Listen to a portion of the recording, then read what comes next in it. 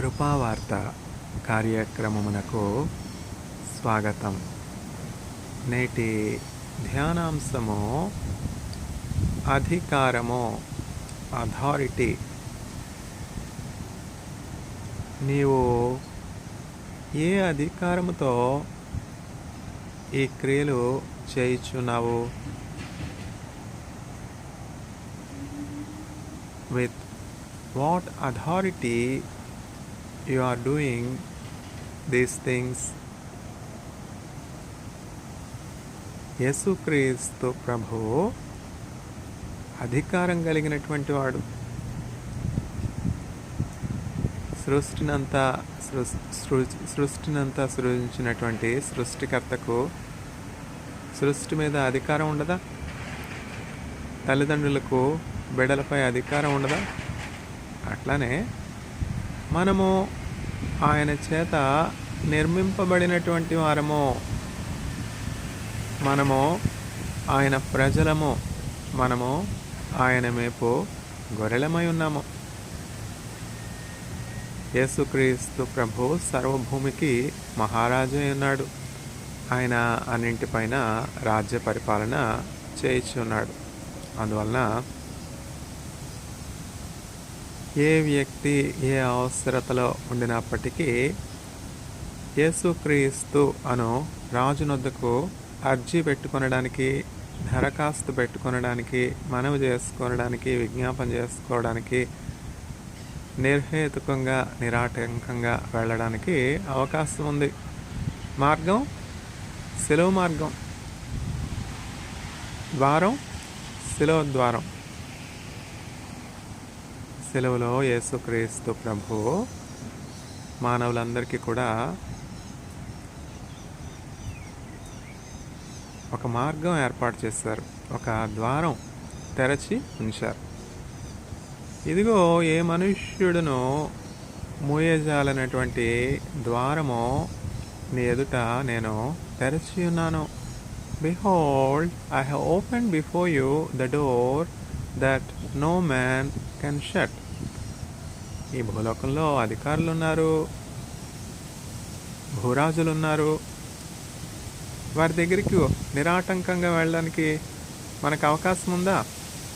అవసరతలో ఉన్నటువంటి వారు, పేదరికంలో ఉన్నటువంటి వారు, లేమిలో ఉన్నటువంటి వారు, నిరుద్యోగంలో ఉన్నటువంటి వారు, వైద్య సౌకర్యాలు అందనటువంటి వారు, అనారోగ్యంతో బాధపడుతున్నటువంటి వారు, సర్జరీస్కు, ఆపరేషన్స్కు, మెడికల్ ట్రీట్మెంట్కు ధన సహాయం లేనటువంటి వారు, మరి ఒక పూట భోజనం ఎట్లా దొరుకుతుంది అన్నటువంటి ప్రశ్నకు సమాధానం లేనటువంటి వారు,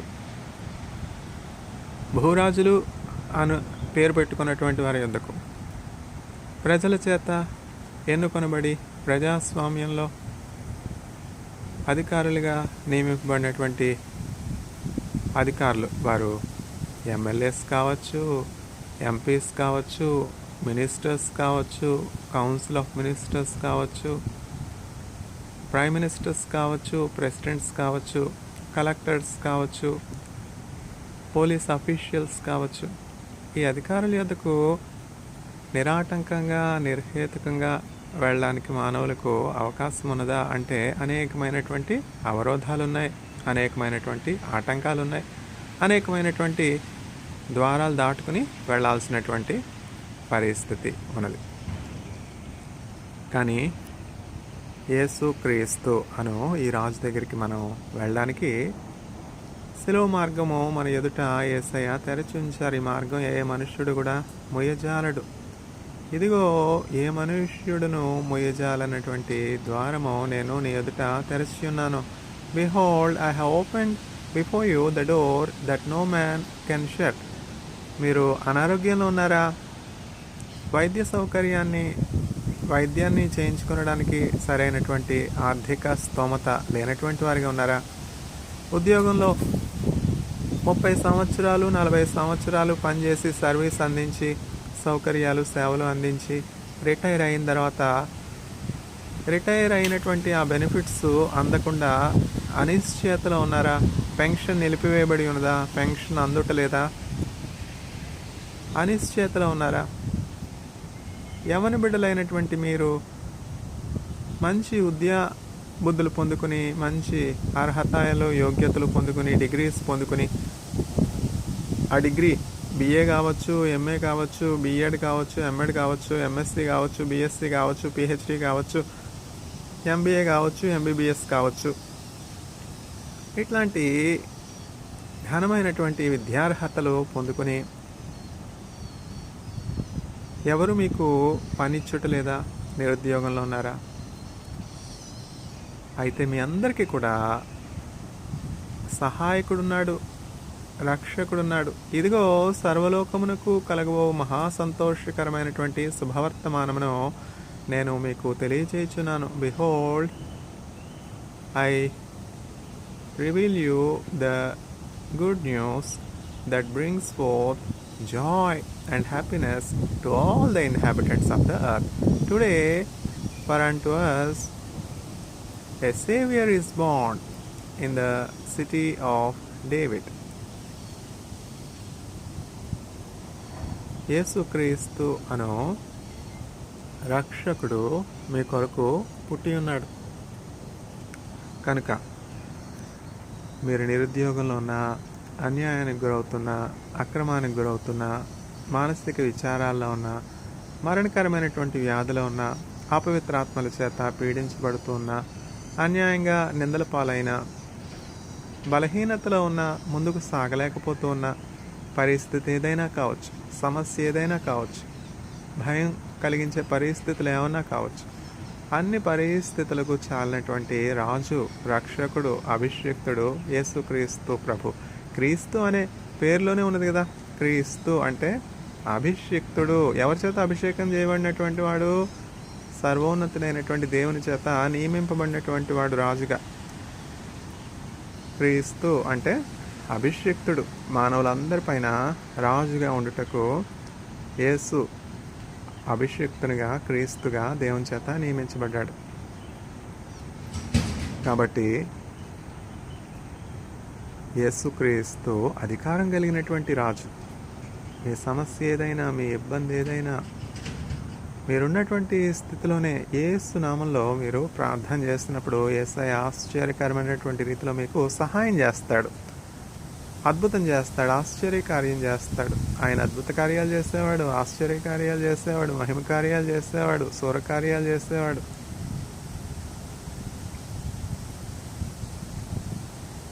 యెహోవా మీ కొరకు గొప్ప కార్యములను చేస్తునని జనులు అందరూ.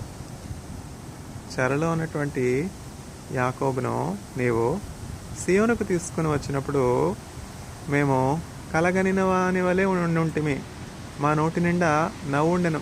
when you have rescued and delivered Jacob from captivity, redeemed Jacob from captivity, we were like the one that has dreamt a dream. Our mouth is filled with laughter.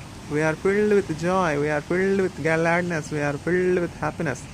As Jacob is again and again, again and again, again and again delivered from people filled with craftiness, delivered from the hands of enemy, delivered from the hands of people filled with wickedness, delivered from captivity. Likewise, Jesus Christ is having authority and power to deliver you from the hands of wicked people, from the hands of enemy, from the hands of the evil one, from captivity, from prison.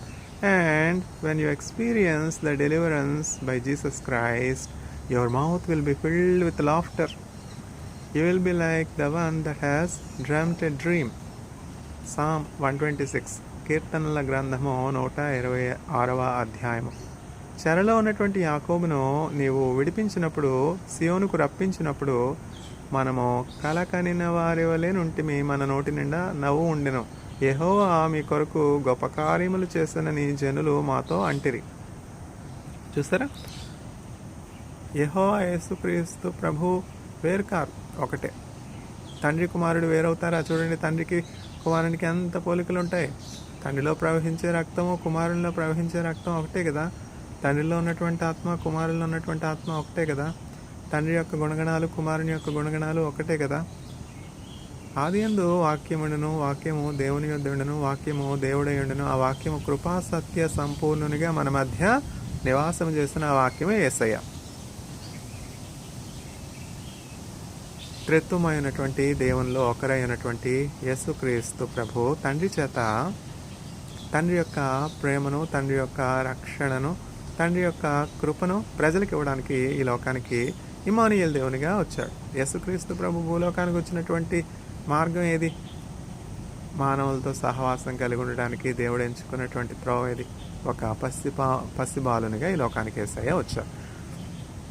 రాజు అయినటువంటి యేసుక్రీస్తు ప్రభు ఎట్లా వచ్చారు? దీనునిగా వచ్చారు. దాసుని రూపం దాల్చి వచ్చారు.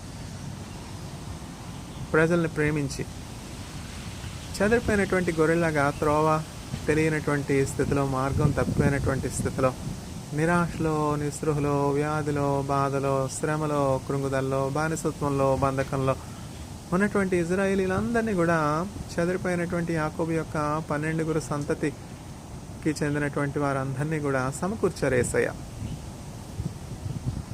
గొర్రెల దొడ్డికి సమకూర్చి చక్కగా వారికి ద్వారంగా ఉండి వారిని కాపాడుతున్నారు. దొడ్డికి ద్వారం లేకపోతే రాత్రికాల సమయంలో తోడేళ్ళు రావచ్చు, సింహం రావచ్చు, క్రూర జంతువులు రావచ్చు. ఆ గొర్రెల దొడ్డిలోనికి నిరాటంకంగా వెళ్ళిపోయి ఆ గొర్రెల మందలో నుంచి బలహీనమైనటువంటి వాటిని పట్టుకుని చీల్చివేయవచ్చు కదా. అందువలన యేసయ్య ఏమని చెప్తున్నారు? ఐ ఆమ్ ద డోర్, నేను ద్వారమై ఉన్నాను. గొర్రెల లోపలికి వెళ్ళేటప్పుడు ఏం చేస్తాడు కాపరి? ద్వారం తెరుస్తాడు. ఆ గొర్రెల దొడ్లోనికి గొర్రెలు వెళ్ళినాక ఏం చేస్తాడు కాపరి? గొర్రెలన్నీ కూడా దొడ్లోనికి వెళ్ళిపోయిన తర్వాత ద్వారం మూసివేస్తాడు. ఎందు నిమిత్తం అంటే ఆ గొర్రెలు కాక మరి ఏ ఇతరమైనటువంటి క్రూర జంతువులు ఆ దొడ్డులోనికి వెళ్ళి ఆ గొర్రెలకు అపాయం కలుగు చేయకుండా, హాని కలుగు చేయకుండా యేసుక్రీస్తు ప్రభు ఎట్లా ఉన్నాడు అంటే ద్వారంలాగా ఉన్నాడు. ఆయన కాపరిలా ఉన్నాడు. అందువలన యేసుక్రీస్తు ప్రభు మన హృదయానికి ద్వారంగా ఉండాలి. లోకంలో ఉన్నటువంటి చెడుతనము మనలోనికి ప్రవేశించకుండా, లోకంలో ఉన్నటువంటి భ్రష్టత్వము మనలోనికి ప్రవేశించకుండా యేసుక్రీస్తు ప్రభు మన హృదయానికి ద్వారంగా ఉండి, మన హృదయంలో సింహాసనం మీద అత్యున్నతమైనటువంటి స్థితిలో యేసుక్రీస్తు ప్రభుని మనం ప్రతిష్ఠించుకున్నప్పుడు, యేసుక్రీస్తు ప్రభుని మనం రాజుగా అంగీకరించినప్పుడు ఏం జరుగుతుందంటే ఆయన మన హృదయానికి ద్వారంగా ఉంటాడు. మనలోనికి వచ్చే తలంపులు కానీ, ఆలోచనలు కానీ, మాటలు కానీ అన్నీ కూడా దేవుని స్వాధీనంలో ఉంటాయి కనుక మనకు మేలుకరమైనవే మన హృదయంలోనికి వచ్చినట్లు, మనకు అపాయము, కీడు, హాని కలుగు చేయు ఆలోచనలు, తలంపులు, మాటలు మనలోనికి ప్రవేశించి మనకు హాని, నష్టము, దుఃఖము కలుగు చేయకుండా ఆయన మన హృదయానికి, మన తలంపులకు, ఆలోచనలకు ఆయన సమాధానాన్ని కావలిగా ఉంచుతాడు. సమస్త జ్ఞానములకు మించినటువంటి దేవుని యొక్క సమాధానము మీ తలంపులకు, మీ ఆలోచనలకు కావలి ఉండునుగాక అని పౌలు చెప్తున్నాడు. నేడు భూలోకంలో మనుషులను చూసినట్లయితే ఎంతమంది సమాధానం లేనటువంటి వారిగా ఉన్నారు, శాంతి లేనటువంటి వారిగా ఉన్నారు, నెమ్మది లేనటువంటి వారిగా ఉన్నారు, కలవరంలో ఉన్నారు, అధైర్యంలో ఉన్నారు, అశాంతిలో ఉన్నారు, భయంలో ఉన్నారు. ఇట్లాంటి మానసిక ప్రవృత్తి కలిగినటువంటి వారు క్రమక్రమంగా వారి దేహంలో ఒక్కొక్క అవయవం పాడైపోతుంది. మెదడు దగ్గర నుంచి గుండె, ఊపిరితిత్తులు, కాలేయం, నరములు, నాళములు, అట్లా ఒక్కొక్క అవయవం కూడా పాడైపోతుంది. కాబట్టి ప్రతి మనుష్యుడు కూడా ఆరోగ్యంగా ఉండాలి అంటే యేసుక్రీస్తు ప్రభుని వైద్యునిగా కలిగి ఉండాలి. ఎందుకని యేసయ్య చెప్పారు కదా, నేను అనారోగ్యంతో ఉన్నటువంటి వారి కొరకే వచ్చాను, వ్యాధితో ఉన్నటువంటి వారికి కొరకే వచ్చాను, కానీ మంచి ఆరోగ్యం కలిగినటువంటి వారికి నేను అవసరం లేదు. వైద్యుడు ఎవరికి అవసరం? బలహీనతలో ఉన్నవారికే కదా, అనారోగ్యంలో ఉన్నటువంటి వారికి కదా. అట్లాగనే నేను నీతిమంతుల్ని పిలవరాలేదు కానీ పాపులను, అనీతిమంతులను పిలవడానికి వచ్చాను. నీవు అనీతిమంతునిగా ఉన్నావా? పాపిగా ఉన్నావా? వ్యసనాల్లో ఉన్నావా? వ్యసనాలకి బానిసగా ఉన్నావా? బంధకంలో ఉన్నావా? యేసుక్రీస్తు ప్రభు నిన్ను విడిపించడానికి అధికారం కలిగినటువంటి వాడు. నీవు మలినముతో నింపబడి ఉన్నావా? దుర్వాసంతో నింపబడి ఉన్నావా?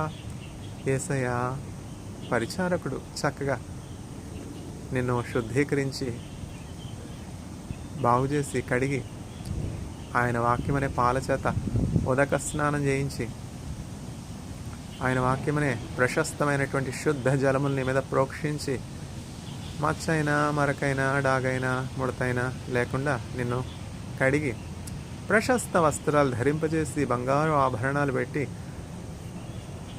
విలువలేని నీకు యేసయ్య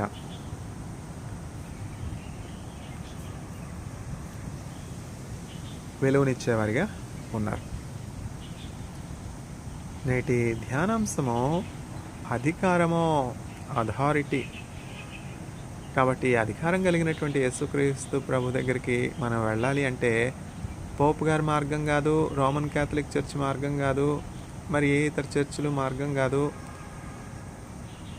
మరి బిషప్లు, ప్రీచర్సు అని చెప్పి పేరు పెట్టుకున్నటువంటి వారు మార్గం కాదు. అంటే అర్థం ఏంటంటే వీరెవ్వరూ కూడా క్రీస్తు యొద్దకు రాకుండా ఒక వ్యక్తిని అభ్యంతరపరచలేరు. వారిని దాటుకుని వెళ్ళవలసినటువంటి అగత్యము లేదు. ఎందుకంటే నేరుగా యేసుక్రీస్తు ప్రభుని చేరుకొనడానికి యేసయ్య ప్రతి మనుష్యుడికి కూడా అధికారం ఇచ్చారు. రాజులైన యాజక సమూహంగా మనలో ప్రతి ఒక్కరిని కూడా దేవుడు చేశాడు. పూర్వం పాత నిబంధన గ్రంథంలో మనం చూసినట్లయితే ఇజ్రాయేలీలు నేరుగా దేవుని యొక్క కృపా సింహాసనం యొద్దకు కెరాబుల మధ్య ఆసీనుడైనటువంటి అతి పరిశుద్ధ స్థలంలో దేవుని ఆలయంలో నివసించుచున్నటువంటి దేవుని యొద్దకు ఇజ్రాయేలీలు వెళ్ళకూడదు అను నియమం కలదు. ఇజ్రాయేలీలందరి పక్షంగా కూడా దేవుడు నియమించినటువంటి లేవి గోత్రమును చెందినటువంటి ప్రధాన యాజకుడైనటువంటి అహరోను క్రమంలో వచ్చినటువంటి యాజకులు, అహరోను యొక్క కుమారులు మాత్రమే ఇజ్రాయేలీలందరి పక్షంగా దేవుని సముఖానికి వెళ్ళి ప్రాయశ్చిత్త బలులు అర్పించి ఇజ్రాయేలీల పక్షంగా పాపక్షమాపణ నిమిత్తము విజ్ఞాపన చేసి వారికి ఆశీర్వాదం కలిగినట్లు, దీవెన కలిగినట్లు, అభివృద్ధి కలిగినట్లు, సమృద్ధి కలిగినట్లు వారి పక్షంగా మనవి చేయడానికి ఎన్నుకొనబడినటువంటి, అభిషేకింపబడినటువంటి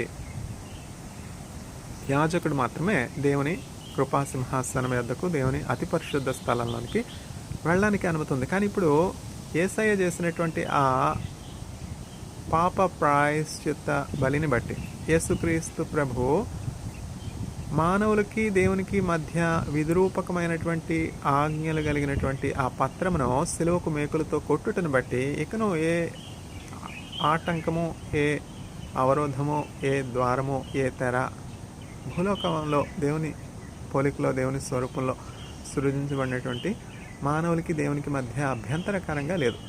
దీని సారం ఏమిటంటే మనుష్యులు ప్రీచర్స్ని కానీ, బిషప్స్ని కానీ, పోప్స్ని కానీ, నన్స్ని కానీ చూచి వారిలోని మంచి చెడులను బట్టి దేవుని యొద్దకు వారు వెళ్ళటం వెళ్ళకపోవటం నిర్ణయించుకునడానికి అవకాశం, ఆస్కారం లేదు. వారు ఎవరిని చూడాలి? యేసుక్రీస్తు ప్రభుని చూడాలి. ఎందుకంటే యేసయ్య మాత్రమే రాజు, యేసయ్య మాత్రమే అభిషిక్తుడు, యేసయ్య మాత్రమే అధికారం కలిగినటువంటి వాడు. దేనికి? నిన్ను బాగు చేయడానికి, నిన్ను శుద్ధీకరించడానికి, నిన్ను స్వస్థపరచడానికి, నిన్ను క్రమపరచడానికి, నిన్ను దీవించడానికి, నిన్ను ఆశీర్వదించడానికి, నిన్ను హెచ్చించడానికి, అభివృద్ధి పరచడానికి, నేను చివరకు నిత్య జీవంలో ప్రవేశపెట్టడానికి యేసుక్రీస్తు ప్రభు అధికారం కలిగినటువంటి. పలానా ప్రీచరు, పలానా వాక్యోపదేశకులు చెడ్డవారు, మంచివారు కాదు, వారి జీవితాలే సరిగ్గా లేవు, నేను ఎందుకు వెళ్ళాలి అన్నటువంటి తీర్మానం ఎన్నడూ కూడా తీసుకోకూడదు. కానీ ఒక వ్యక్తి యొక్క దృక్పథం ఎట్లా ఉండాలంటే చక్కగా యేసుక్రీస్తు ప్రభు అనేకమైనటువంటి ఉపమానాల ద్వారా పరలోక సంబంధమైనటువంటి మర్మాలు బయలుపరిచారు. ఏమని చెప్తున్నారు యేసయ్య? మీ నీతి శాస్త్రుల నీతి కంటే, పరిచయాల నీతి కంటే అధికమైనదిగా ఉండాలి. అప్పుడే పరలోక రాజ్యంలో మీరు ప్రవేశించగలరు.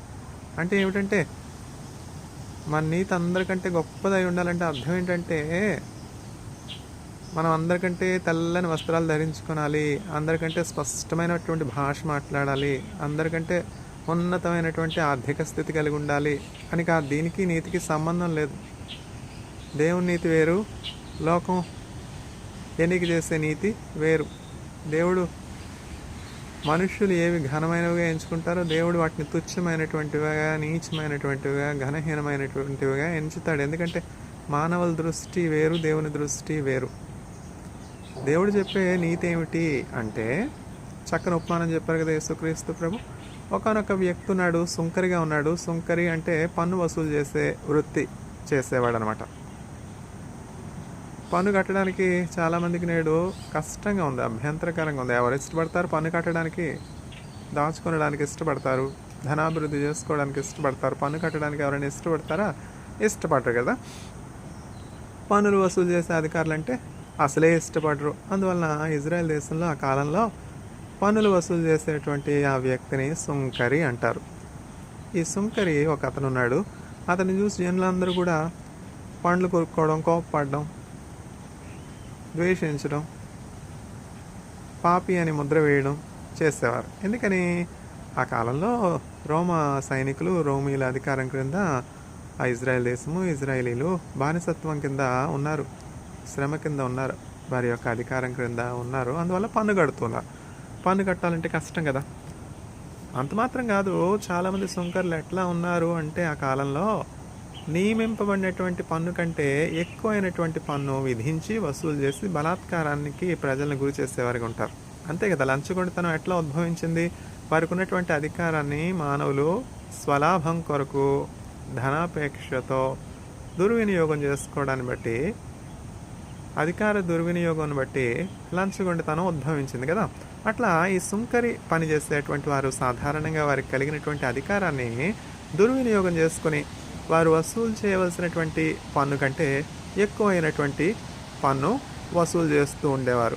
అందువలన ప్రజలు వారిని చూసి మత్సరపడేవారు, కోప్పడేవారు, అసహించుకునేవారు. బలాత్కారం చేస్తే అసహ్యం కలగదా? అక్రమము విస్తరించుట చేత ప్రేమలు చల్లారిపోవును. అంత్య దినముల్లో అపాయకరమైనటువంటి కాలములు సంభవించును, ప్రేమలు చల్లారిపోవును. ఎందుకని? అక్రమం విస్తరించుటను బట్టి. నేడు భూలోకంలో మనం చూసినట్లయితే అదే కదా మనం చూస్తున్నాం. ఎక్కడా కూడా క్రమం కనబడట్లేదు.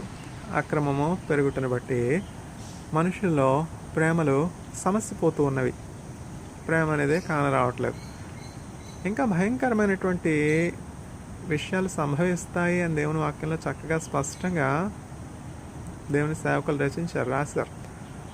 బైబిల్ గ్రంథం చారిత్రాత్మక గ్రంథం మాత్రమే కాదు, వర్తమాన భవిష్యత్ కాలములకు సంభవించినటువంటి గ్రంథం కూడా. అంత్య దినముల్లో అపాయకరమైనటువంటి కాలములు సంభవించును. మనం అట్లాంటి అపాయకరమైనటువంటి కాలంలోనే ఉన్నాం కదా. ప్రతివాడు తన పొరుగువాని కొంప ముంచువాడై ఉంటాడు. ప్రతివాడు తన పొరుగువాని సొత్తు ఆశించేవానిగా ఉంటాడు. ప్రతివాడు తన పొరుగువాని భార్య మీదకి గుర్రం సకిలించినట్లు సకిలించేవానిగా ఉంటాడు. జారత్వం, కాముకత్వం, వ్యభిచారం ఇవన్నీ కూడా పెరిగిపోతాయి. ఇవన్నీ కూడా బైబిల్ గ్రంథంలో చక్కగా స్పష్టంగా వ్రాయబడి ఉన్నది. దేవుని వాక్యాన్ని మనం అనుసరించినప్పుడు మనం పాడైపోవడానికి ఆస్కారం లేదు, నష్టపోవడానికి ఆస్కారం లేదు, కీడును అనుభవించడానికి ఆస్కారం లేదు. ఏం దేవుని మాట? నేడు కాలాలు ఎట్లా ఉన్నాయంటే మనుష్యుల యొక్క ఆలోచనలు, మనుష్యుల యొక్క కల్పనా కథలు దేవుని యొక్క మాటగా ప్రతిబింబించి దేవుళ్ళు కానటువంటి వారికి దైవత్వాన్ని మానవులు ఆరోపించేవారిగా ఉన్నారు. దేవుళ్ళు కానటువంటి వారికి దైవత్వాన్ని ఎందుకు ఆరోపిస్తున్నారు? వారికి వృత్తి కలుగు చేసుకోవడానికి, వారికి ధనం సంపాదించుకునే మార్గం ఏర్పాటు చేసుకోవడానికి దేవుళ్ళు కానటువంటి వారికి దైవత్వాన్ని మనుష్యులు ఆరోపిస్తున్నారు. అదెంతో శాపాస్పదం. దేవుళ్ళు కానటువంటి వారికి దైవత్వాన్ని ఆరోపించకూడదు. ఎందుకంటే దేవుడు చెప్తున్నాడు కదా, నాకు చెందవలసినటువంటి మహిమ నేను విగ్రహాలకు ఇవ్వను. I will not give my glory to any another. I will not give my glory to the idols. విగ్రహాలు మనుష్యుల చేతి పనులై ఉన్నాయి.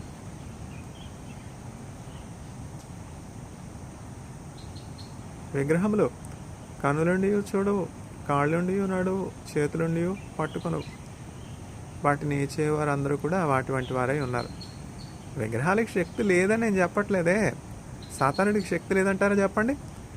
మానవుల యొక్క శత్రువు అయినటువంటి అపవాదికి శక్తి లేదంటారా చెప్పండి? వాడికి శక్తి లేకుండా, అధికారం లేకుండా, బలం లేకుండా భూలోకాన్ని ఇంతగా తలకిందులు చేస్తున్నాడా? ఇన్ని ఘర్షణలు కలుగు చేస్తున్నాడా? ఇన్ని వైషమ్యాలు కలుగు చేస్తున్నాడా? ఇన్ని శత్రుత్వాలు కలుగు చేస్తున్నాడా? ఇంత కీడు కలుగు చేస్తున్నాడా? ఇంత వ్యాధి కలుగు చేస్తున్నాడా? ఇంత హింస కలుగు చేస్తున్నాడా? ఖచ్చితంగా సాతానుడికి అధికారం ఉన్నది. ఆ అధికారాన్ని వాడు కీడు కొరకు వాడతాడు, మానవుల పతనం కొరకు వాడతాడు. అదే కదా మనం ఆది కాండంలోంచి చూస్తున్నాం. దేవుని యొక్క సేవకుడు, ప్రార్థనాపరుడు ఈఎం బౌండ్స్ అనేక పుస్తకాలు రాశారు. దైవజనుడైనటువంటి ఈఎం బౌండ్స్ ఆయన రచించినటువంటి పుస్తకాల్లో అనేకమైనటువంటి పుస్తకాలు ఏ అంశం మీద ఉన్నాయి అంటే ప్రార్థన అనే అంశం మీద. తదుపరి ఏ అంశం మీద ఉన్నాయంటే సాతానుడు మానవులను ఎట్లా శోధిస్తాడు, శోధకుడైనటువంటి అపవాది మానవులను ఎట్లా శోధిస్తాడు, ఎట్లా వారికి కీడు, హాని, అపాయం, ప్రమాదం, నష్టం కలుగజేసి వారి యొక్క ఔన్నత్యం నుంచి పతనానికి నడిపిస్తాడు, దేవునితో సంబంధాన్ని ఎట్లా పాడు చేస్తాడు అని చెప్పి చక్కని పుస్తకం రాశారు. ఏమిటా పుస్తకం? Satan, his personality, his power and his overthrow. సాతానుడికి నిశ్చయంగా అధికారం ఉన్నది, బలం ఉన్నది. అయినప్పటికీ అతని యొక్క దుష్టుని యొక్క బలము నాశనానికి నడుపుతుంది. The power of Satan is doomed to his destiny is overthrow. సాతానుడి యొక్క స్వరూప స్వభావాల గురించి, అధికారం గురించి దైవజనుడైనటువంటి ఈఎం బౌండ్స్ చక్కని పుస్తకం రాశారు. Satan, his personality, his power and his overthrow. అవకాశం ఉంటే తప్పకుండా చదవండి. ఎట్లా మానవుల్ని సాతానుడు శోధిస్తాడు. ఇప్పుడు యేసుక్రీస్తు ప్రభు చెప్పినటువంటి ఉపమానం దగ్గరికి, నీతి దగ్గరికి వచ్చాం కదా. నీతిని గురించి చెప్తే యేసుక్రీస్తు ప్రభు ఉపమానం చెప్పారు. సుంకర్ ఒక అతను ఉన్నాడు ఒక ఊర్లో, ఇజ్రాయెల్ దేశంలో. అందరి చేత తక్కువ అనగా అవమానపరచబడే వ్యక్తి, కించపరచబడే వ్యక్తి, నేరారోపణ చేయబడే వ్యక్తి, హీనపరచబడినటువంటి వ్యక్తి.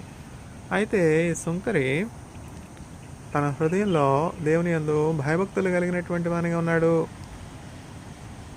దేవుని ఆలయానికి వెళ్ళి, ప్రభువా నీ పరిశుద్ధాలయంలోనికి నేను అడుగుపెట్టడానికి యోగ్యుని కాను,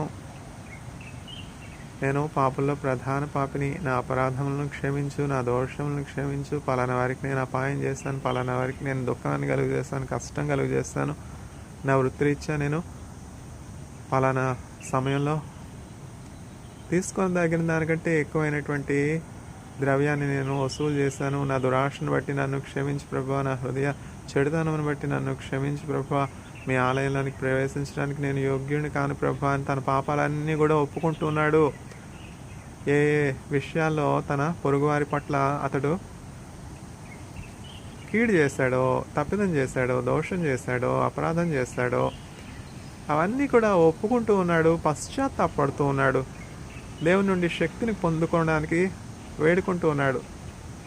ఇట్లాంటి దోషము, అపరాధం నేను మరలా చేయకుండా నాకు మంచి హృదయం దయచే, మారు మనసు దయచే ప్రభా, నూతన హృదయం దయచే నాయన, రాతి గుండెని తీసివేసి మాంసపు గుండెని దయచే ప్రభా, నీ ప్రేమ నాకు ఈ ప్రభా, మీ స్వరూపంలోనికి, మీ స్వభావంలోనికి, మీ పోలికలోనికి నన్ను మార్చు ప్రభా అని రొమ్ము కొట్టుకుంటూ దేవుని ఆలయంలోనికి నేను వెళ్ళడానికి యోగ్యుని కాను, నేను ఆ పరిశుద్ధ దేవుడిని సమీపించడానికి యోగ్యుని కాను అని పశ్చాత్తాపడుతూ దేవుని ఆలయం వెలుపుట నిలిచి కన్నీటితో తన తప్పిదాలు ఒప్పుకుంటూ ఉన్నప్పుడు దేవుడు అతనిని చూచి అతని ప్రార్థన విని ఇతడు నీతిమంతుడు అని తీర్పు తీర్చాడు. చూచారా? అట్లనే ఇంకొక వ్యక్తి ఉన్నాడు. అదే సందర్భంలో దేవుని ఆలయానికి వచ్చాడు. ఇతడు చక్కని నిలువుటంగి ధరించుకున్నాడు, ప్రశస్తమైనటువంటి ధవళవర్ణ వస్త్రాలు ధరించుకున్నాడు, నేరుగా దేవుని ఆలయంలోనికి వెళ్ళిపోయి ఎట్లా ప్రార్థన చేస్తున్నాడు, ప్రభువా నేను ఆ సుంకరి వలె లేను, అందు నిమిత్తం నీకు స్తోత్రములు. ఆ సుంకర అయితే ఇతరులకి కీడు కలుగజేసేవనిగా ఉన్నాడు, హాని కలుగజేసేవనిగా ఉన్నాడు, నష్టం కలుగజేసేవనిగా ఉన్నాడు, వడ్డీ వసూలు చేసేవనిగా ఉన్నాడు. నేను ఇవేమి చేయట్లేదు ప్రభువా, నేను యోగ్యునిగా ఉన్నాను, ఘనునిగా ఉన్నాను, గొప్పవానిగా ఉన్నాను, పరిశుద్ధునిగా ఉన్నాను, నీతివంతునిగా ఉన్నాను, అనేకులకి మీ వాక్యాన్ని ప్రకటించేవానిగా ఉన్నాను అని, నీ ఆలయానికి దశంభాగాలు చెల్లించేవానిగా ఉన్నాను, కానుకలు చెల్లించేవానిగా ఉన్నాను అని అతనికి కలిగినటువంటి ఆ గొప్పలన్నీ చెప్పుకునేవానిగా ఉన్నాడు. కానీ అతనిలో ఉన్నటువంటి కొరతలను కానీ, అతనిలో ఉన్నటువంటి లోపాలు కానీ, తప్పిదాలను కానీ ఏమీ కూడా గ్రహించుకునే స్థితిలో లేడు. చూసారా?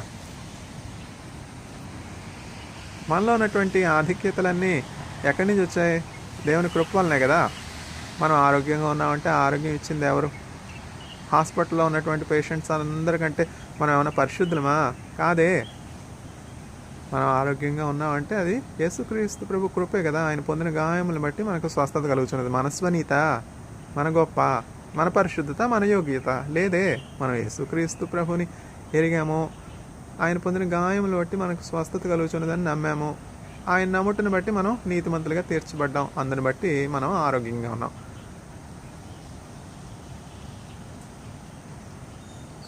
అతని యొక్క హృదయ స్థితిని గ్రహించుకొనలేక ఏ విషయాల్లో దేవుణ్ణి, ప్రజల్ని దుఃఖపరిచాడో, హాని చేశాడో, కీడు చేశాడో, నష్టం చేశాడో గ్రహించుకొనలేక ఈ పరిచయుడు దేవుని ఎదుట తన స్వనీతిని స్థాపించుకొనడానికి ప్రయత్నం చేస్తున్నాడు. అంతమాత్రం కాదు, తన పొరుగువారిని చూసి పలానా వాళ్ళలాగా నేను లేను, సుంకర్లాగా నేను లేను, ఈ వ్యక్తిలాగా నేను లేను, ఆ వ్యక్తిలాగా నేను లేను, అందుని బట్టి నీకు స్తోత్రములు అని చెప్పి తన పొరుగువాని మీద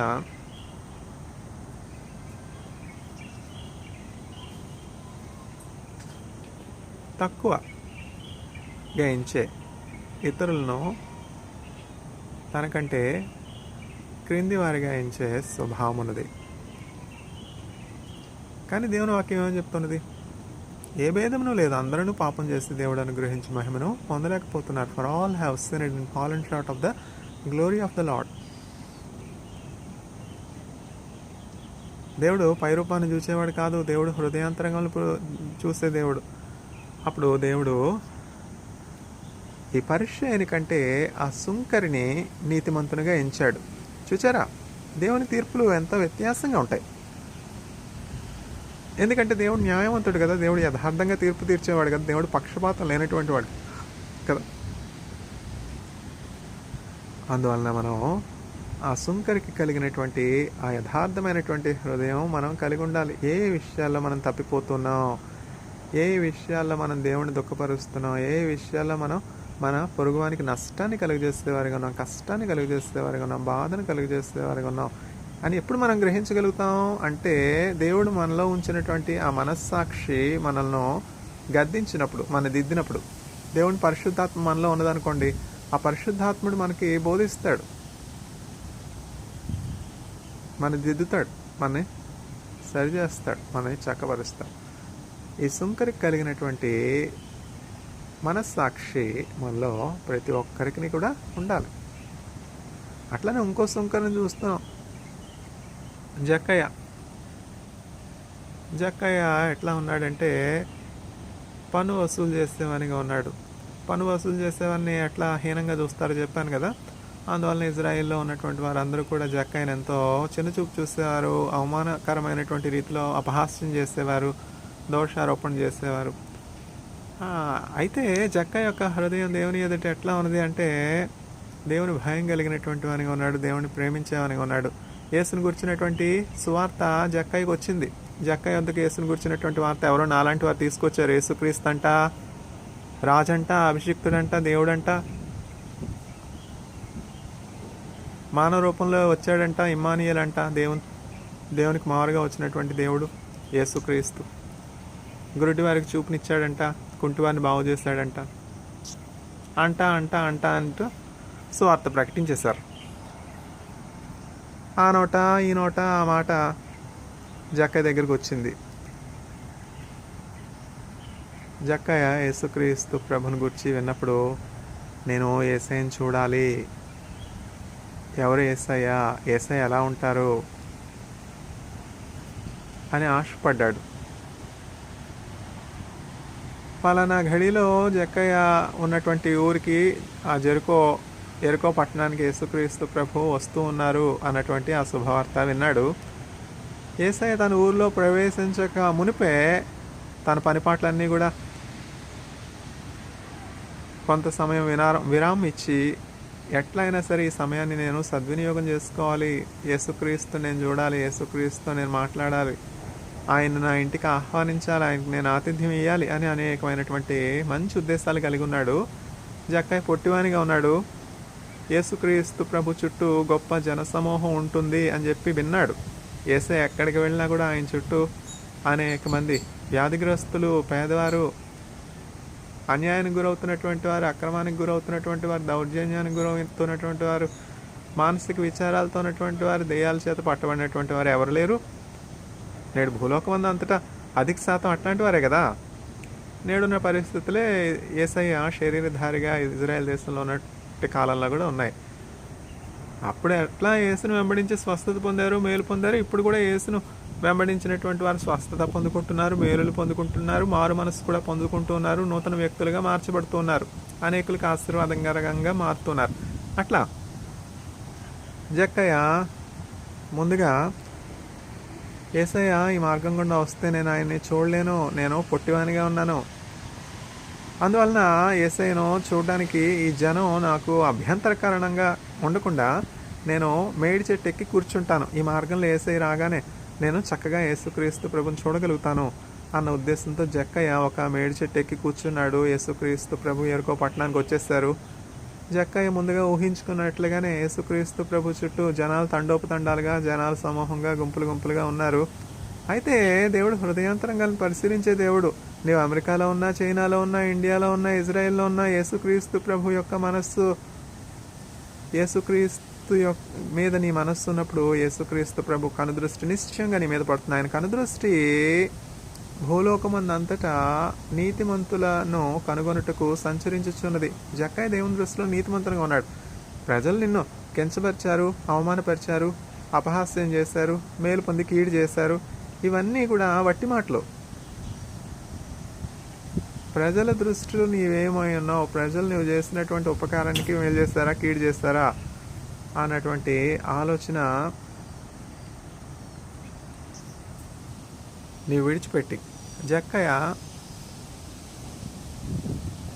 యేసుక్రీస్తు ప్రభుని చూడాలి అన్న ఆలోచన కలిగి ఉన్నట్లు నీవు యేసును మాత్రం గురిగా పెట్టుకున్నప్పుడు యేసయ్య నీ కొరకు మంచి సాక్ష్యం ఇచ్చేవారిగా ఉంటారు. జక్కయ్య యేసుక్రీస్తు ప్రభుని చూడాలని మేడి చెట్టు ఎక్కి కూర్చున్నాడు కదా. ఆ మార్గంలో యేసుక్రీస్తు ప్రభు వస్తున్నప్పుడు ఏం జరిగిందంటే, యేసుక్రీస్తు ప్రభు కనుదృష్టి అంతమంది ఆయన చుట్టూ ఉన్నా కూడా వారెవ్వరు కూడా జక్కయ్యని యేసయ్య చూడకుండా ఆటంకపరచలేకపోయినారు కదా. అదే I have open before you a door that no man can shut. ఏ మనుష్యుడును నీ ఎదుట మోయజాలన్నటువంటి రీతిలో నేను ఒక మార్గంను తెరిచి ఉన్నాను, ద్వారం తెరిచి ఉన్నానంటే అర్థం ఇదే. అంతమంది గుంపులు గుంపులుగా యేసుక్రీస్తు ప్రభుని చుట్టుముట్టేశారు. అయినప్పటికీ యేసయ్య కనుదృష్టి ఎక్కడుంది? జక్కయ్య మేడి చెట్టు ఎక్కి యేసును ఆశగా చూస్తున్నాడు, యేసుపై ఆశ కలిగి ఉన్నాడు, యేసును ప్రేమించేమని ఉన్నాడు. యేసయ్య నా ఇంటికి వస్తే బాగుండు, యేసయ్యకి నేను భోజనం పెట్టాలి, యేసయ్యకి నేను ఆతిథ్యం ఇవ్వాలి, యేసుక్రీస్తు ప్రభుకి నేను అతిథిగా ఉండాలి, యేసయ్య అలసిపోయి ఉంటారు, విశ్రాంతిని ఇవ్వాలి అని మంచి ఉద్దేశాలు, మంచి తలంపులు కలిగి జక్కయ్య ఉన్నాడు. జనులైతే జక్కయ్య యొక్క పై రూపాన్ని చూసి ఇతడు మోసకారి, మా దగ్గర డబ్బులు దొంగిలించాడు, మా దగ్గర ఎక్కువ పన్ను వసూలు చేస్తున్నాడు, ఇంకా అనేకమైనటువంటి ఆలోచనలు మనుషులు కలిగి ఉన్నారు. అయితే యేసుక్రీస్తు ప్రభు జక్కయ్యని చూశారు. జక్కయ్య, నేడు నీ ఇంట నేను నివసింపవలసి ఉన్నది, నీవు మేడి చెట్టు దిగి కిందకి రమ్ము అని చెప్పగానే జక్కయ్య ఎంతగానో ఆశ్చర్యపోయినాడు. ప్రభా, పాపిని ప్రభా, నీవు నా గృహంలో ఉండడానికి నేను పాత్రుడను గాను, నేను యోగ్యుడను గాను, నీవు నన్ను పేరు పెట్టి పిలుస్తున్నావా, నా పేరు కూడా నీకు తెలుసా ప్రభువా? మన తలలో ఉన్నటువంటి వెంట్రుకలన్నీ కూడా యేసుక్రీస్తు ప్రభు లెక్కించి ఉన్నారు. ఆకాశంలో ఉన్నటువంటి అసంఖ్యాకమైనటువంటి నక్షత్రాలను పేరు పెట్టి పిలిచే దేవుడికి నీ పేరు తెలీదా? నీ తల్లి గర్భమందు నీవు రూపు పొందక మునుపు నిన్ను రూపించినటువంటి దేవునికి నీ పేరు తెలియదా? నక్షత్రముల సంఖ్యను ఆయనే నియమించెను, వాటికన్నీయు పేరులు పెట్టుచున్న వారని దేవునికి స్తోత్రము గానము చేయుటయే మంచిది, మనమందరము స్తుతి గానము చేయుటయే మంచిది. యెరూషలేము యెహోవాయే కట్టుచున్న వారని ఇజ్రాయేలీయులను పోగు చేయువారని దేవునికి స్తోత్రము గానము చేయుటయే మంచిది. మనమందరము స్తుతి గానము చేయుటయే మంచిది. గుండె చెదరిన వారిని బాగు చేయువాడని, గుండె చెదరిన వారిని బాగు చేయువాడని, వారి గాయములన్నీయు కాటుచున్న వారని దేవునికి స్తోత్రము గానము చేయుటయే మంచిది. మనమందరము స్తుతి గానము చేయుటయే మంచిది. నక్షత్రముల సంఖ్యను ఆయనే నియమించెను, వాటికన్నీయు పేరులు పెట్టుచున్న వారని దేవునికి స్తోత్రము గానము చేయుటయే మంచిది. మనమందరము స్తుతి గానము చేయుటయే మంచిది. ప్రభు గొప్పవాడును, అధిక శక్తి సంపన్నుడు, జ్ఞానమునకు ఆయనే మితియులేని వాడని దేవునికి స్తోత్రము గానము చేయుటయే మంచిది. మనమందరము స్తుతి గానము చేయుటయే మంచిది. గుర్రముల నరులందలే బలమునానందింపడు, గుర్రముల నరులందలే బలమునానందింపడు, కృపకు వేడు వారిలో సంతసించువాడని దేవునికి స్తోత్రము గానము చేయుటయే మంచిది. మనమందరము స్తుతి గానము చేయుటయే మంచిది. దీనులకు అండాయనే భక్తిహీనులకు కూల్చును, ఆత్మతో దేవుని స్తుతులతో కీర్తించుడి. దేవునికి స్తోత్రము గానము చేయుటయే మంచిది. మనమందరము స్తుతి గానము చేయుటయే మంచిది. యెరూషలేము యెహోవాను, సీయోను నీ దేవుని కీర్తించుము, కొనియాడుము, ఆనందించు ఆడని దేవునికి స్తోత్రము గానము చేయుటయే మంచిది.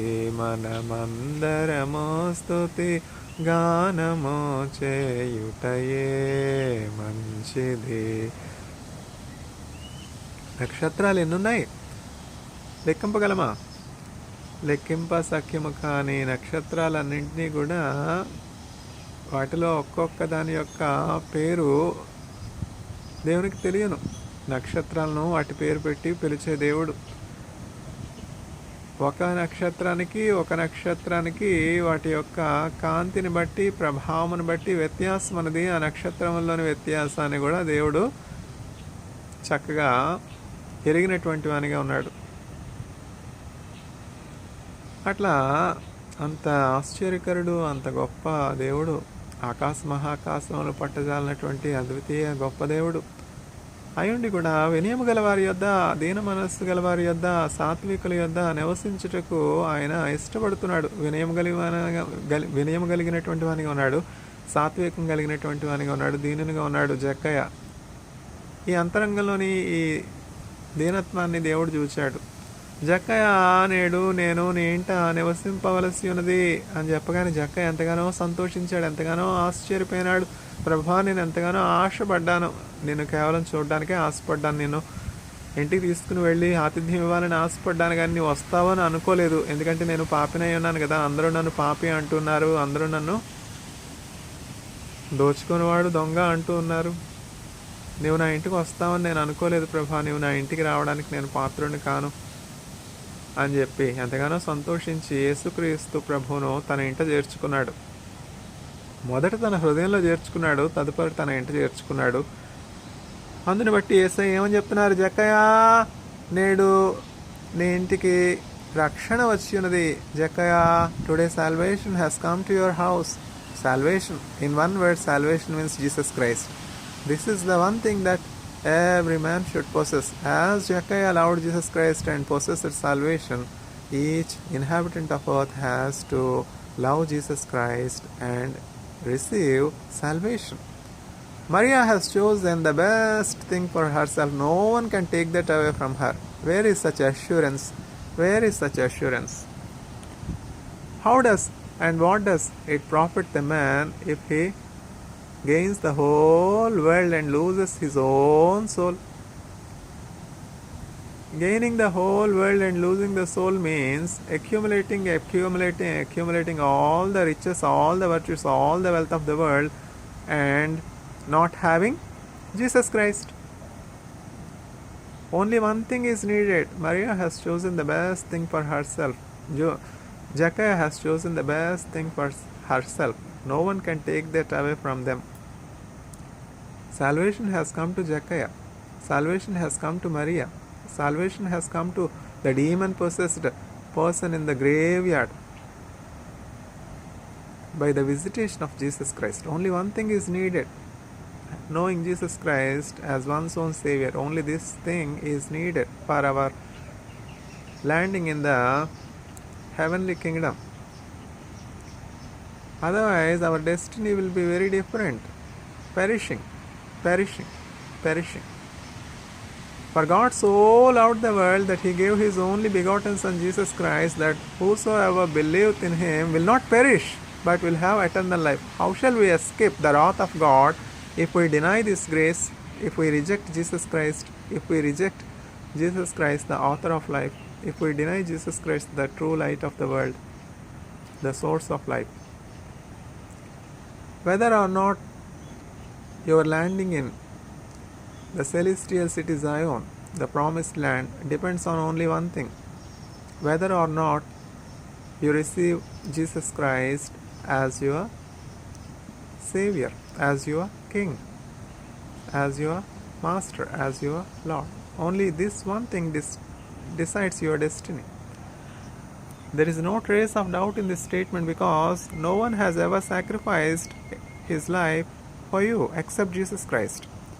Because Christ emptied himself, because Christ paid himself as a ransom to redeem you, your destiny of hell or heaven only depends on your choice to receive the grace or deny the grace. Not on the degrees you have earned, not on the Swiss bank accounts you hold, not on the number of children you have, not on any of the so-called pseudo-righteous acts you are doing. Nothing will decide your destiny except whether or not you receive or deny the Son of God, Jesus Christ, as your King, as your Savior or not. Only this one particular decision decides your landing in hell or heaven, because only Christ has given his life as a remission for your sins. The moment you believe this truth, you are saved. As Maria has chosen Jesus Christ, if you choose the life, you will enter the promised land. There is not a single person that was put to shame that has put his trust on Jesus Christ, because this hope in Jesus Christ will not put us to shame. Abraham believed in God, that is considered as righteousness in the sight of God. So Abraham became the father of all the believers. As Abraham inherited the city that he desired, that he longed, whose architect and builder is God himself, likewise we all that have accepted the grace of God Jesus Christ as our personal Savior, soon after our earthly travel is completed, we will land in our destiny, the celestial city, where there is no more sorrow, where there is no more death, where there is no more scarcity of resources, where there is no hatred, where there is no enmity, where there is no cause of conflict, wars, disturbance. For that to happen, we have to receive Jesus Christ as our Savior and receive a new heart. The moment we receive Jesus Christ into our heart will be renewed and we will be like a newborn child,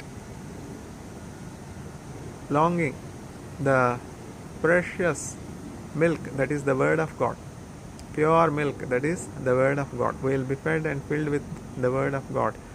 As Jeconiah received a new heart, all those that invite Jesus Christ into their hearts, into their homes, will receive a new heart. Jeconiah was a new creation then.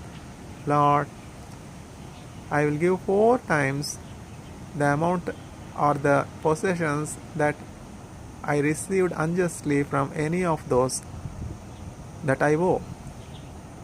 Jeconiah's heart was turned from failing wealth to unfailing grace of God. If I were to take anything unjustly from anyone, I will return 4 times that I have taken. What a great renewal of heart! What a great change of heart! Jeconiah started to use his authority in the right way once he had Jesus Christ as his Lord. So, our life and our heart and our destiny will change for good when we invite Jesus Christ into our heart. With what authority you are doing these deeds? ఏ అధికారంతో నీవు ఈ క్రియలు చేస్తున్నావు అని యేసుక్రీస్తు ప్రభును ఆ సమయంలో ఉన్నటువంటి శాస్త్రులు, పరిసయ్యులు, మత బోధకులు, అధికారం కలిగినటువంటి అధికారులు అడిగారు. అప్పుడు వారందరినీ కూడా యేసుక్రీస్తు ప్రభు ఇట్లా అడిగారు, సున్నము కొట్టిన సమాధులారా, you whitewashed graves, you are the vessels that are cleansed well outside, but inside there is much filth in you. సున్నము కొట్టిన సమాధులారా, మీరు వెలుపల శృంగారంగా కనబడుతున్నారు, సౌందర్యంగా కనబడుతున్నారు. ఎందుకంటే సున్నం కొట్టుకున్నారు కదా, చక్కగా చూడడానికి సౌందర్యంగా కనబడతారు, చూడడానికి యోగ్యులుగా కనబడతారు, చూడడానికి గొప్పవారుగా కనబడతారు. లోపల ఏముంటాయి? కల్మషము, దుర్వాసన, కుళ్ళు, మత్సరము, ద్వేషము, పగ, శత్రుత్వము, ధనాశ, నేత్రాశ, శరీరాశ, జీవుడము, విమతములు, శత్రుత్వములు, సంఘర్షణలు. మీరు వెలుపల చక్కగా కడుగుబడ్డారు, కానీ అంతరంగంలో దోపుతోనూ దుర్వాసనతోనూ నింపబడ్డారు. నేను కూడా మిమ్మల్ని ఒక ప్రశ్న అడుగుతాను. ఆ ప్రశ్నకు మీరు సమాధానం చెప్పినట్లయితే, మీరు అడిగినటువంటి ప్రశ్నకు నేను కూడా సమాధానం చెప్తాను. యోహాను ఇచ్చినటువంటి బ్యాప్తిస్మము మనుష్యుని వలన కలిగినదా, దేవుని నుండి పరలోకం నుండి దేవుని వలన కలిగినదా? Is the baptism given by John the Baptist, is it from man or from heaven? If you answer this question, I will also answer from what authority I am doing these things. యోహాను బాప్తిజం ఇచ్చి యోహాను ఇచ్చుచున్నటువంటి మారు మనస్సుకు పాపక్షమాపణ నిమిత్తము ఇచ్చుచున్నటువంటి మారు మనసు సంబంధమైనటువంటి పాపక్షమాపణ నిమిత్తం ఇస్తున్నటువంటి ఈ బాప్తిస్మము నీటి మూలమైనటువంటి ఈ బాప్తిస్మము పరలోకము నుండి కలిగినదా, భూలోకంలో మనుష్యుల కల్పితమైనటువంటిదా? దీనికి మీరు సమాధానం చెప్పండి. అప్పుడు వారిలో వారు మత బోధకులు అంటున్నటువంటి వారు, లేకపోతే ఇంకా సులువుగా అర్థం కావాలంటే popes, bishops, preachers, pastors, gospel singers అంటున్నవారు అనుకుందాం. శాస్త్రులు, పరిచయులు, మత బోధకులు యేసుక్రీస్తు ప్రభు అడిగినటువంటి ప్రశ్నకి ఏం సమాధానం చెప్పాలి అని ఆలోచిస్తూ ఉన్నారు. మండుచు ప్రకాశించినటువంటి జ్యోతిలాగా దేవుని మార్గమును సరళం చేస్తున్నటువంటి ఏలియా వంటి ఆత్మ కలిగినటువంటి బాప్తిజం ఇచ్చుచున్నటువంటి ఈ యోహాను ఇచ్చుచున్నటువంటి బాప్తిజమము మనుష్యుల వలన కలిగినది, కల్పితమైనటువంటి బాప్తిజమము, సూడో బాప్తిజమము అని మనం చెప్పినట్లయితే యోహాను ప్రవక్తే, జనులందరూ నమ్మారే, వాళ్ళు మన రాళ్లతో కొట్టి చంపుతారు. లేదు, ఈ బాప్తిజమము పరలోకం నుండి దేవుని ఆత్మ వలన కలిగినది అని మనం చెప్పామా? ఇది పరలోకం నుండి కలిగినదైతే ఈ బాప్తిజమాన్ని మీరు ఎందుకు తృణీకరించారు? ఈ కృపను మీరు ఎందుకు తృణీకరించారు? మీరు బాప్తిజమం ఎందుకు పొందట్లేదు? మీరు దేవుని కట్టడకు ఎందుకు లోబడట్లేదు? దేవుని మీద మీరు ఎందుకు తిరుగుబడుతున్నారు? దేవునితో మీరు ఎందుకు పోరాడు తెగిస్తున్నారు అని మనల్ని ప్రశ్నిస్తాడు యేసుక్రీస్తు ప్రభు. అందువలన మనం ఎట్లా సమాధానం చెప్దాం? మాకు తెలియదు. We don't know from where the baptism given by John the Baptist has come from. Then I also need not answer your question. With what authority I am doing these things? Jesus Christ is the wonderful counselor. Jesus Christ is the Word of God in flesh and blood. Many people have come to probe the wisdom of Jesus Christ with crafty questions. For all those questions, Jesus Christ used to answer with the same question that they have asked. For every question Jesus Christ received, he used to answer the questions again with a question. This is the wisdom of God. బుద్ధి విజ్ఞాన సర్వ సంపదలు గుప్తమయున్నవి ప్రభునందు. All the wisdom, all the riches, all the treasures of God are hidden in Christ. Then I also need not answer you. చూచారా?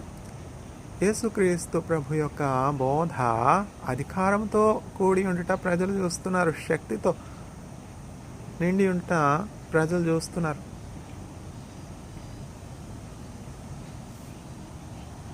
దేవుడు యేసుక్రీస్తు ప్రభు అన్ని ఆశ్చర్యకార్యాలు, అద్భుత కార్యాలు, సూచక్రియలు ఇజ్రాయేలీల మధ్య జరిగించారు. చరిత్ర మాత్రం కాదు, నేడు యేసుక్రీస్తునందు విశ్వాసం ఉంచి యేసుక్రీస్తును సొంత రక్షకునిగా తమ హృదయాల్లోనికి, తమ జీవితాల్లోనికి, తమ కుటుంబాల్లోనికి, తమ గృహంలోనికి ఆహ్వానించినటువంటి వారందరూ కూడా నేడు కూడా అన్ని అద్భుత కార్యాలు చూస్తున్నారు. ఎందుకని? ఇదిగో మృతుడైన ఇతిని కానీ యుగ యుగములు నేను సజీవునిగా ఉన్నాను అని యేసుక్రీస్తు ప్రభు చెప్తున్నారు. సమాధి యేసయ్యను బంధించి ఉంచలేకపోయింది కదా.